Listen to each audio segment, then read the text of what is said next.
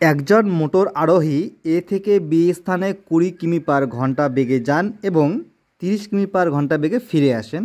আরোহীর গড় বেগ কত ছিল? অপশন এ 22 কিমি পার ঘন্টা, বি 23 কিমি পার ঘন্টা, সি 26 কিমি পার ঘন্টা, ডি 24 কিমি পার ঘন্টা। দেখো, আরোহী এ স্থান থেকে বি স্থানে যায়, তখন তার গতিবেগ কত ছিল?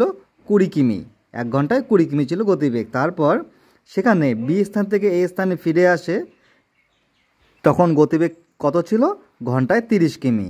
দুটি গতিবেগের গড় গতিবেগ কত? আমরা যদি 30 এবং 20 যোগ করে 2 দিয়ে ভাগ করে দিই তাহলে 25 আসবে, কিন্তু সেটা হবে ভুল। দেখো 25 এখানে অপশানেই নেই।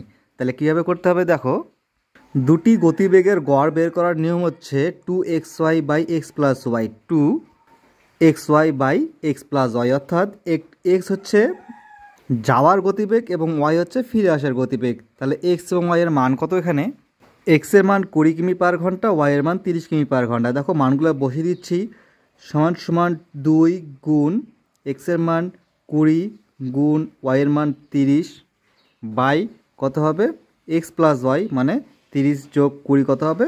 50। দেখো 0 0 কাটা, 5 দিয়ে আমি 20কে কাটছি, কত হচ্ছে? 4, 4 5 20। তাহলে 3 4 12, 12 2 24, এই 24 হবে আমাদের উত্তর। অর্থাৎ যাওয়া আসা দুটি গতিবেগের গড় 24 কিমি পার ঘন্টা। অপশান ডি হবে উত্তর, 24 কিমি পার ঘন্টা।